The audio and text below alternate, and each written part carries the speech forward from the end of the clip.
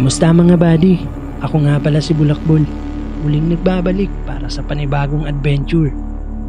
Ngayong araw ay ating pupuntahan ang isang lugar kung saan naganap ang madugong labanan sa pagitan ng hukbong Pilipino sa pamumuno ni Teniente Coronel Maximo Abad laban sa hukbong Amerikano na pinamumunuan naman ni Devereux Shield noong 13 ng Setyembre taong 1900. Ang lugar na to ay tinawag nilang Pulang Lupa na matatagpuan dito sa bayan ng Torrijos, Marinduque. Kaya ano pang inaantay nyo? Tara, samahan nyo ako sa biyahe na to.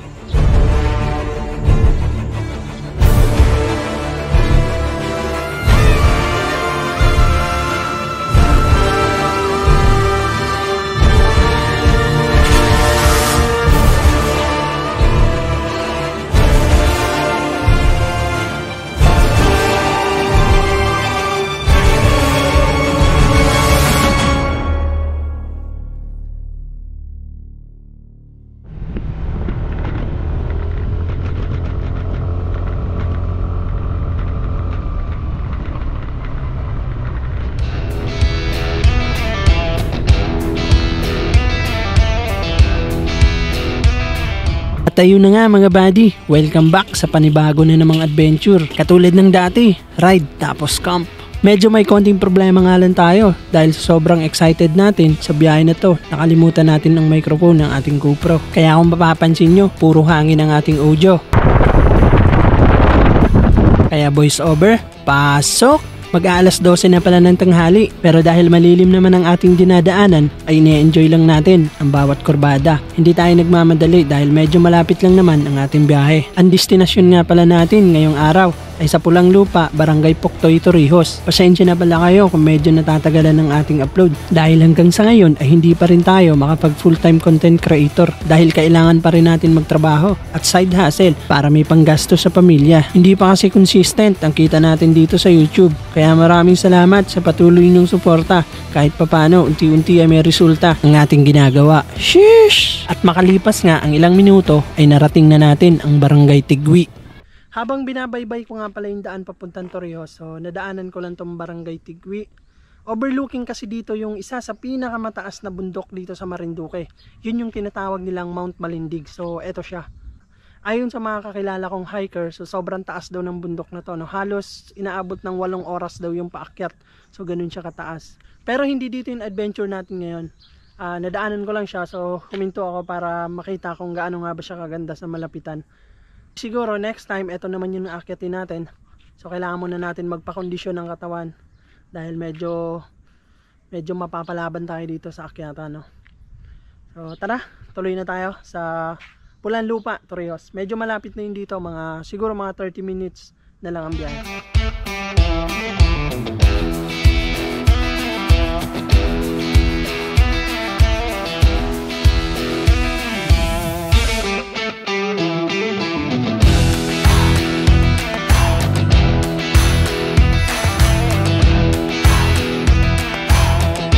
At eto na nga, narating na natin ang bayan ng Torrijos. Meron nga pala tayong bagong kakilala na gustong sumama. Isa rin siyang aspiring content creator.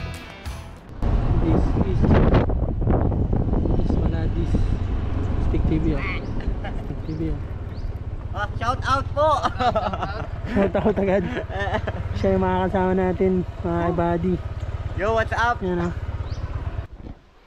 So ayun mga buddy, nandito muna tayo ngayon sa Baywalk. Matambay kami. Kasama ko na si Astig TV. Yo, what's up everyone? Yo. Shout out sa inyo lahat. Ayan, nandito kami sa Torrijos, Baywalk. At tumatambay, mainit pa ang pagsalunga doon sa secret. Mamaya mo nagpapakita sa inyo. So bali, inaayos din namin yung Facebook ko kasi nawala nga yung mga ads. So siya kasi na-encounter niya na yun dati. So ngayon, tinutulungan niya tayo paano maayos. So ayan. Kinukulikot niya. Tamang kulikot siya ngayon. Kulikot? Dapat pala ang pangalan ko hindi na Stick TV.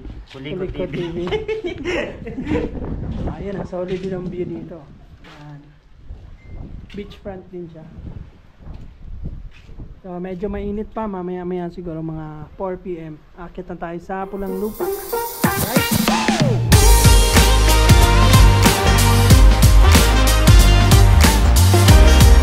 habang tumatambay tayo, hayaan nyo muna akong ipakilala sa inyo ang bayan ng Torrijos. Alam nyo ba na kapag pumunta kayo ng Marinduque, isa ang Torrijos sa hindi nyo dapat palagpasin dahil dito matatagpuan ang isa sa pinakamagandang white sand beach na talaga namang dinarayo ng mga turistang galing pa sa malalayong lugar.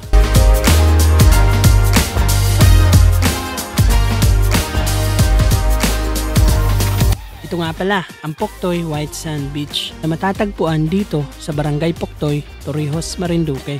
Talaga namang nakakamangha ang lugar na to dahil bukod sa napakaganda ay hindi mo kailangang gumastos ng malaki. Sa murang halaga ay pwede ka nang makapag-overnight dito. Mayroon silang mga paupahang kwarto, mayroon ding masasarap na pagkain. At kung gusto niyo naman ay pwedeng sa tabing dagat kayo mismo matutulog. Pwede kayong magdala ng sarili niyong mga camping materials. At isa pa sa ikinaganda ng lugar na to ay disiplinado ang mga tao. Ligtas kang makakapagpahinga ng walang pangamba.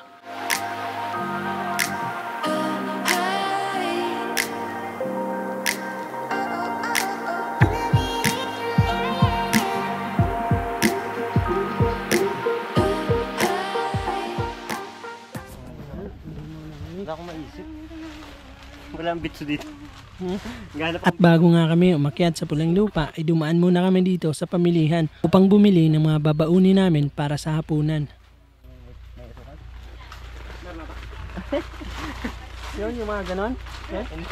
Tinatanda yun na parang kakanin. Wala dito. Biko. Parang ganon. Parang masarap yun Tatak Tatak general. Huwag yan. Matay tayo dyan. Dong. Eto. Ano bang masarap sa gabi? Parang masarap to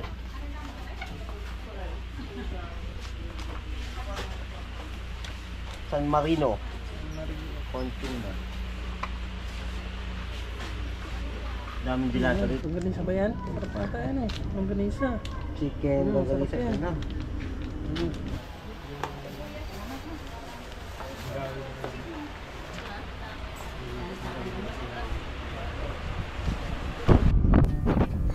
At eto na nga, pagkatapos nga naming bumili, agad na kaming bumiyahe. Eksaktong alas 4 na pala ng hapon. Nasa baba pa nga lang kami, pero unti-unti ko nang nasisilayan yung ganda ng itaas. Medyo matarik nga pala yung daan at puro bangin ang nasa paligid. Kaya kailangan natin na mag-ingat dahil hindi natin kabisado ang mga kurbada dito. Grabe, para kaming nagmomotor papuntang langit. Para sa akin, isa sa dahilan kung ba't sobrang sarap magmotor ay dahil sa mga ganitong view.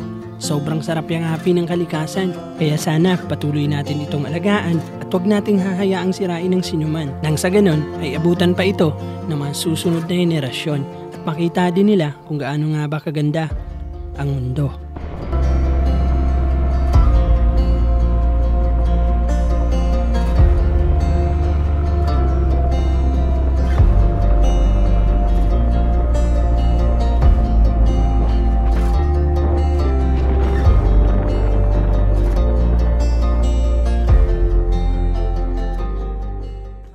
Makalipas nga ang ilang minuto ay narating na namin ang battlefield. Nakapapagod tayo niyan. Battlefield. O bakit nga ba tinawag na Pulang Lupa? Sa ayon sa nagsagap kong balita. Kaya daw to tinawag na Pulang Lupa. Kasi dito daw naglaban yung mga mananakop nung mga panahon ng Espanyol. Dito daw sila naglaban-laban. So dumanak yung dito, tugo. Kaya siya tinawag na Pulang Lupa.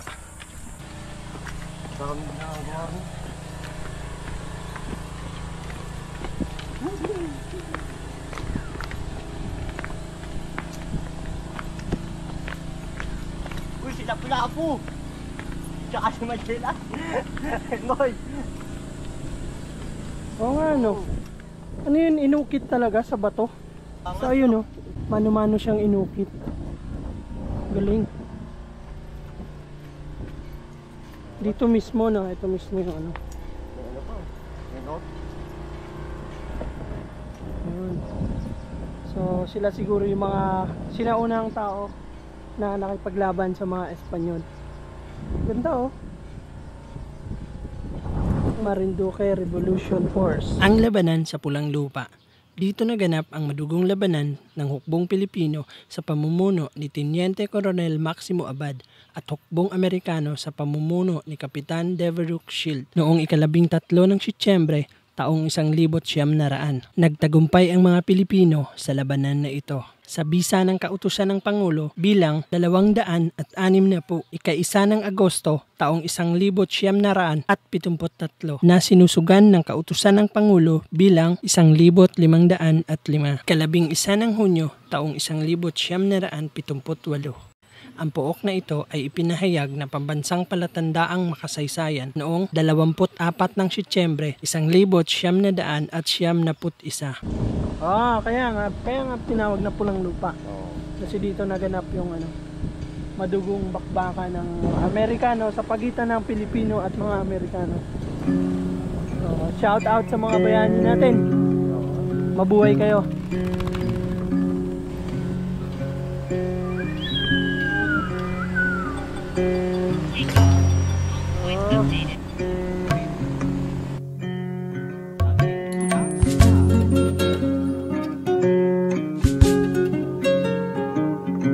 At sa ngayon, kasalukuyang under construction ang lugar na to. Mayroong mga itinatayong gusali para magsilbing panibagong atraksyon dito sa Pulang Lupa. Bilang pagpapahalaga sa mga bayani, patuloy na inaalagaan ang lugar nito dahil malaki ang naging bahagi nito sa kasaysayan ng nakaraang digmaan.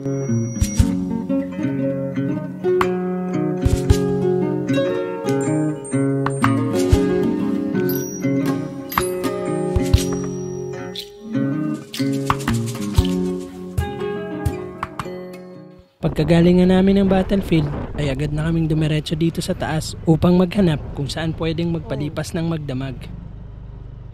Solid. Ano? May kalabaw. Ha? May kalabaw?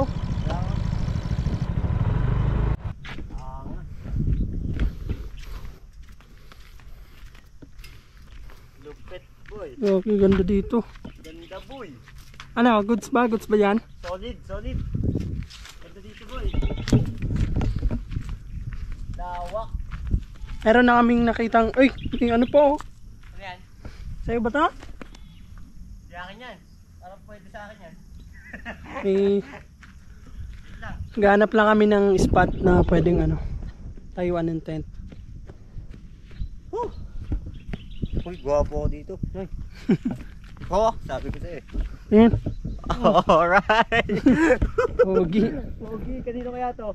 Shout out sa may-ari. Salamat. Nakasuwagin tayo niya, Noy. Ang ganda dito.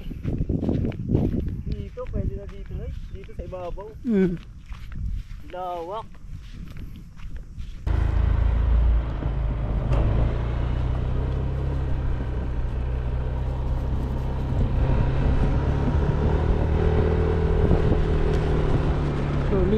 Solid ng view. What a view, man. Solid ng view. What a view. Ito pwede dito. Ito kasi medyo mababaw-babaw. Kaso nga lang, maghahanap tayo ng pwedeng maakyatan ng motor. Ito. Yun doon sa taas Kaya to eh. Ito. Ito, akyatin? Oo. Try. Ay, parang malambot.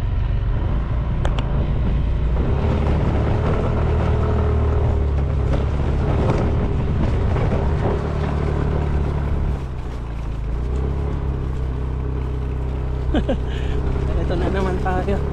Ito na naman tayo sa trail. Oo.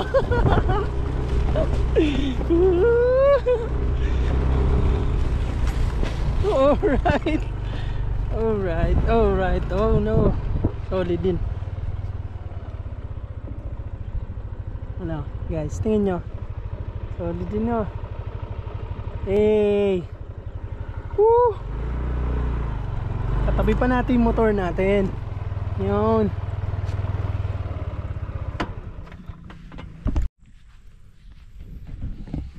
Ito yung view namin ngayon dito, kakarating lang namin. So maaga pa, medyo mataas pa yung araw, pero sobrang solid naman ng view dito. Yan. Tingnan nyo, 360. At dito na nga namin napili na magpalipas ng magdamag. Ito na ata yung pinakamataas na parte dito sa may pulang lupa. Kumuha pala muna kami ng kawayan na pwede namin gawing pang poste sa ikakabit naming tarp para kung sakali man na umulan ay meron tayong masisilungan. Ayun oh. Kaso matinik yata yung kawayan. Kakaiba yung mga kawayan dito. Bakit? Balik ko ang kawayan. Oo, pwede yan.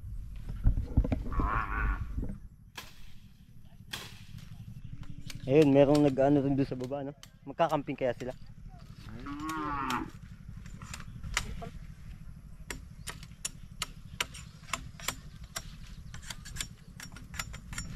Ang gaganda ng mga moto. Parang ano? Parang mga pasyo. May samaan siguro yung mga yan. Samahan ng mga gunggong. Mga walang lisensya. Mga walang lisensya expired. Pwede na to, mga buddy. Mainit pa rin. Taas pa rin ang araw pero anong oras na? Hindi, tarik ka na. Ang taas. Guys, tulong. Kasama ko may tungkod na. Hindi, ang purpose namin kaya kumuha kami nitong kawayan para doon. Para lilitsunin. Matagal yan, madaming gatong ang kailangan yan. Solid guys. Wala yung aking mga pasak. Hindi na nga kami nagsayang ng oras. Unti-unti na naming itinayo ang aming mga tent dahil ito ang magsisilbing tahanan natin ngayong gabi. Angat. Anong tayo ng tarp mo? Yung masukan. Tas ganon. Ayos ah. Gusto nga sumama kanina. Kaso umuulan kasi dun sa amin. Oo. Pero kung hindi umuulan, kasama ko yun. Ilan taon na yun? Yo, what's up everyone? Andiyo, nakapag-set up na kami ng aming mga tent. Yung mga gamit namin nakaset up na rin. Ayan si Bulakbol. Nagse-set up siya ng camera. And yun, magpapalipad kami ng drone dito sa paligid. Haba nun ah. What's up everyone? Enjoy the life, yo! Ang solid dito boy, pulang lupa no? Ang ganda ng araw boy. Angas. Agnas. Solid. Pulang lupa! Alright! Bulakbol! Angas. Lupit.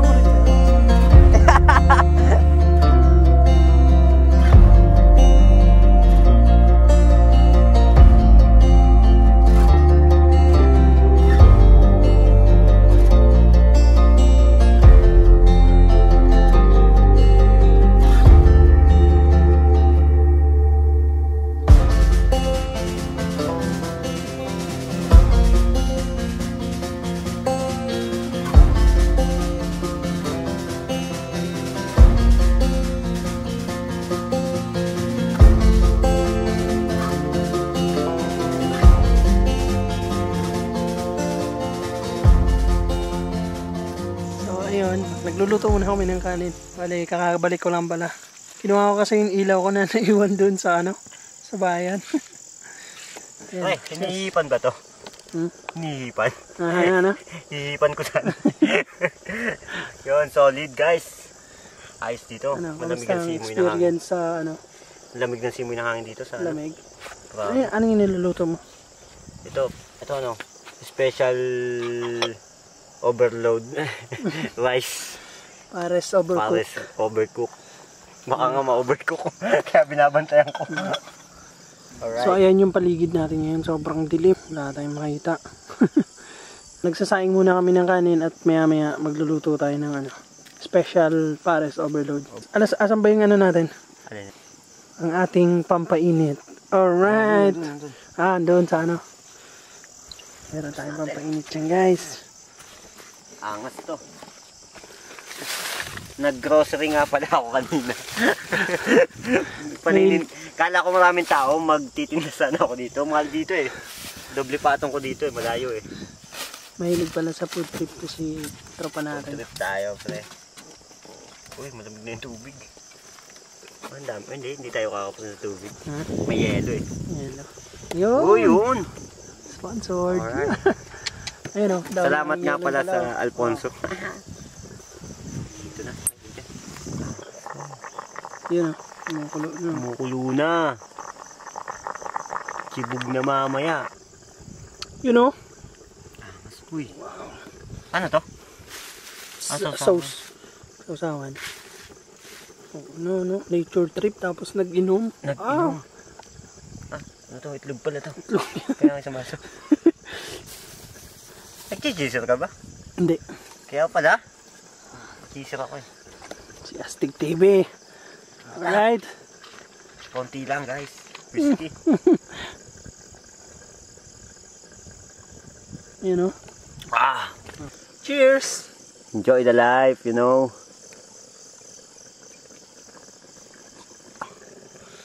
Wow. Hindi. Solid. Check lang natin yung mga parking natin kung all goods ba. Ayan, all goods naman. Medyo mahamog lang. Makakawa yung motor natin ngayon. Wala siyang sapin. So, ayan yung ano namin. View namin ngayon dito. Yun. Kita yung mga ilaw. Ayan, sa medyo malayo na yan eh, Himaya na yan. Medyo malayo dito yan. Sa bayan ng ano yan, Santa Cruz.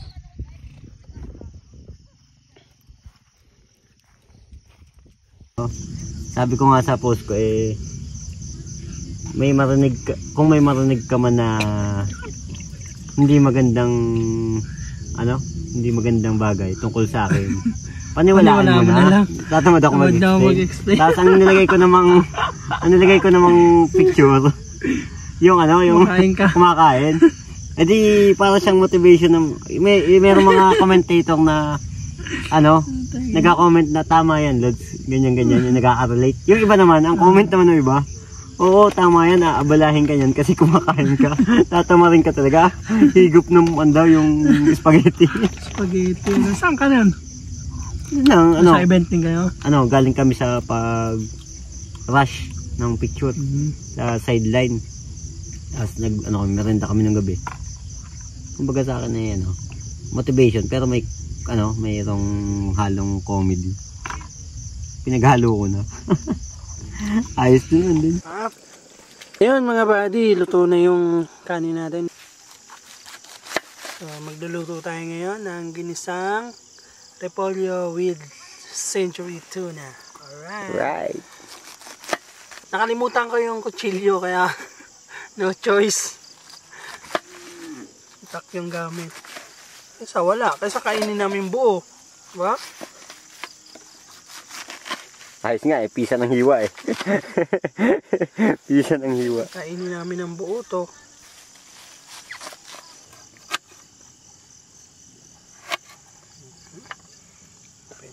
Pwede na yan.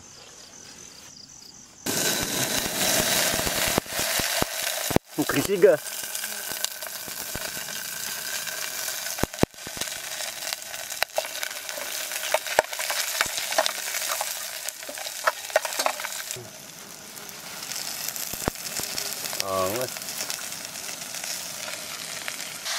Ito lang. So ayan, medyo malapit nang matapos ang ating ginisang repolyo with century tuna. Alright. Si Astig TV nang bumanat nung Master Chef. Ano bang tawag dito? Longganisa. Kala ko ukoy. Pwede na, all goods pa rin. All goods. Ito yung ating repolyo with ginisang century tuna. Sabi ko sa'yo, ako saan mo dalhin eh. Hindi ko mapapahiya eh. Kuha ka pa. Mamaya. Madagdag ako mamaya. Kutsara oh.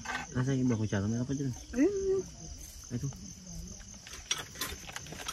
Tikman mo yung pandiinan. Special pandiinan. Titikman natin yan. Ang tawag dyan? Century corn beef. Sorry, corn beef. Ayan na. Repolyo with corn beef.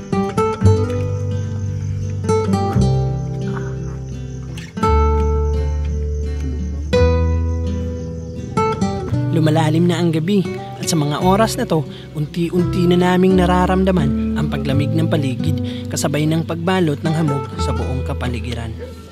Pagkatapos nga namin kumain ay tamang kwentuhan na lang at hindi nagtagal nagpahinga na rin kami.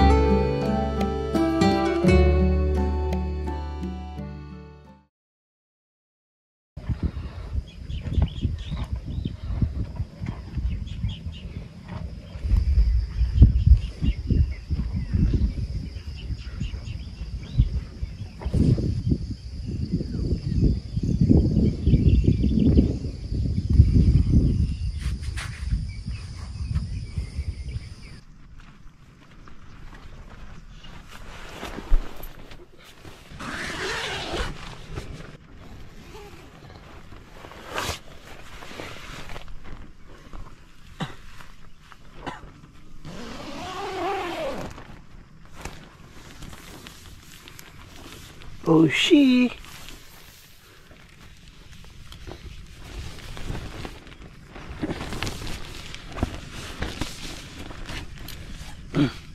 Lamnoy.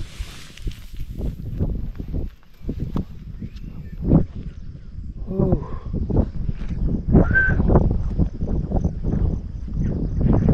Quality.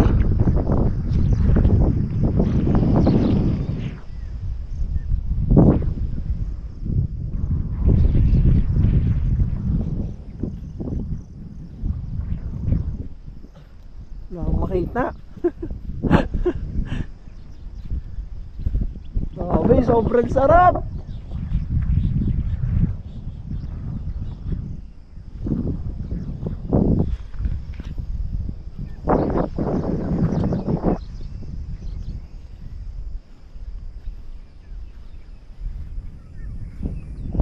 Oh, solids.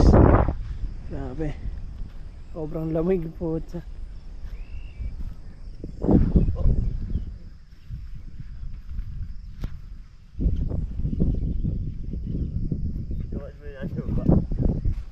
Oh, yung parcel nyo!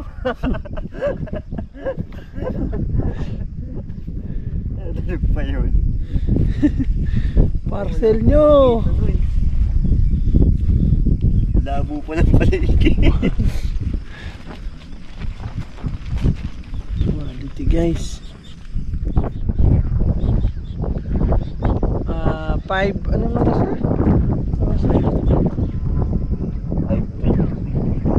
5:23 na ng sa 5:23 na ng umaga. Sobrang ano pa, sobrang hamog pa ng paligid. Wala kaming makita sa paligid namin.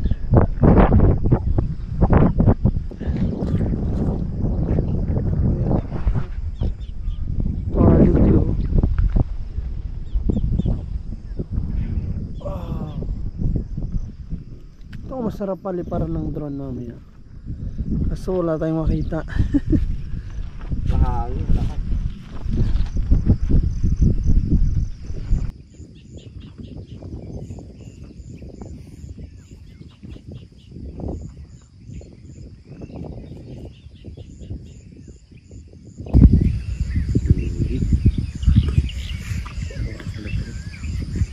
Ayan na. Palabas na. Kita na. Ayun, kita na. Lumalabas na ang bundok.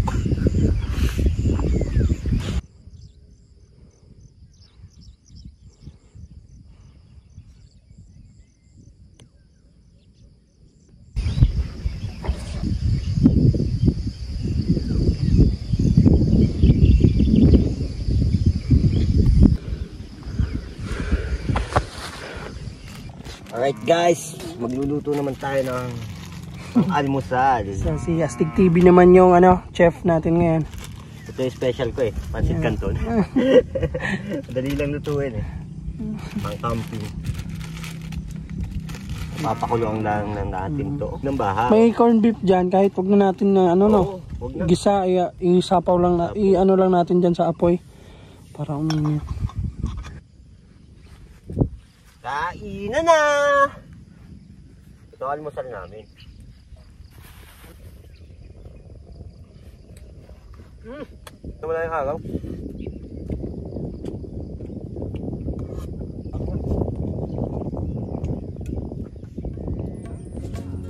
Ako nga pala si Bulakbol. At ako nga pala si Astig TV. Samahan niyo kami sa susunod na adventure camping. Alright, let's go! Dito na nga nagtatapos ang ating kwento. Unti-unti na nga naming niligpit ang aming mga gamit. At syempre, katulad ng dati, kailangan nating linisin ang lahat ng ating kalat. Kung paano natin ito nadatnan, dapat ganun rin bago natin iwan. Huwag nating gagayahin yung mga ex natin na basta na lang tayo iniwan. Charot! Katulad ng palagi kong sinasabi, alagaan at mahalin natin ang kalikasan.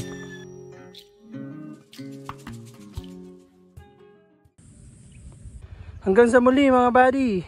Alright.